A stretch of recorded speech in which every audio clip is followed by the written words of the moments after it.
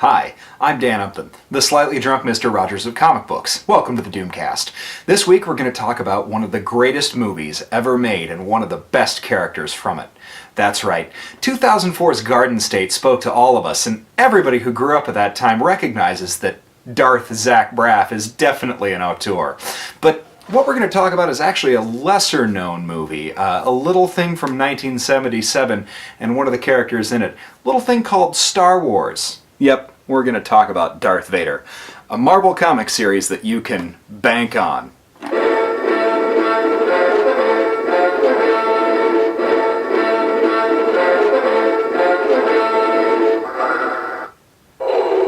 Impressive. Most impressive. But you're not a Jedi yet.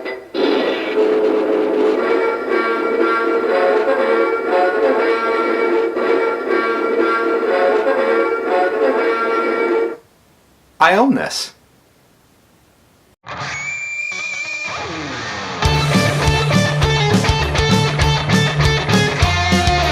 Kieran Gillen is one of my favorite comic writers. He can do no wrong in my eyes. The man's insanely talented, very, very funny. He creates really smart characters with really snappy, biting dialogue.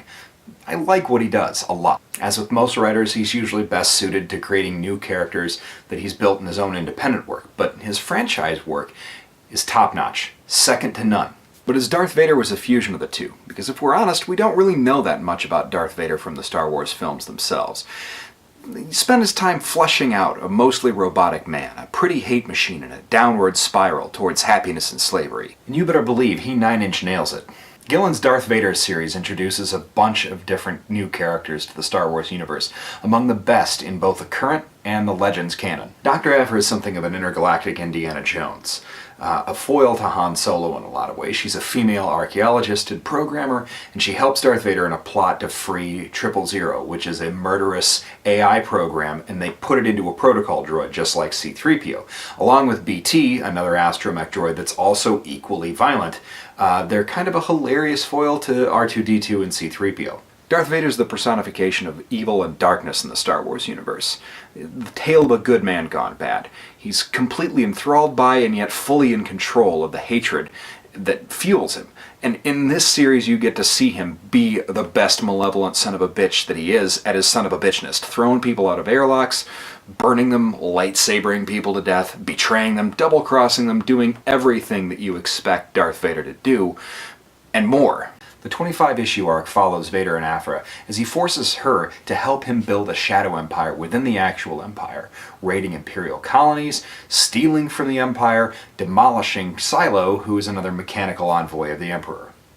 In a book full of foils, Silo is almost everything that Vader isn't. He's almost wholly machine, a downloaded consciousness that inhabits body after body, immortal, amoral, and far from the Force as Vader is close to it. Gillen manages to make Vader a very likable psychopath.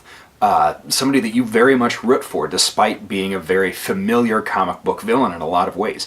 Vader's gambits are very serious. He leverages his skill with the Force and his ability to intimidate people against whole planets, crime syndicates, cabals of wannabe Jedi, all sorts of stuff, and it's brilliant. Darth Vader was a book that premiered along with a flagship Star Wars book when the Star Wars franchise returned to Marvel.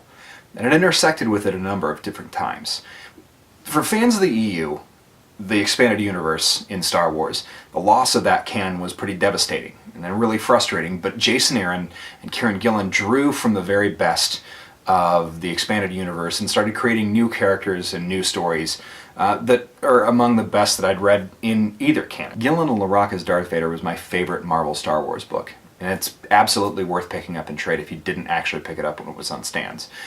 And speaking of recommendations, I haven't been doing this that much recently, but this last week I picked up an Image book, Skybound, called Extremity No. 1 by Daniel Warren Johnson.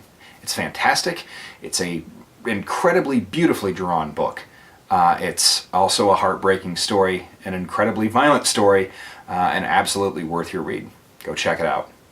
Thanks everybody, we'll see you next week. I promise that I'll review Logan.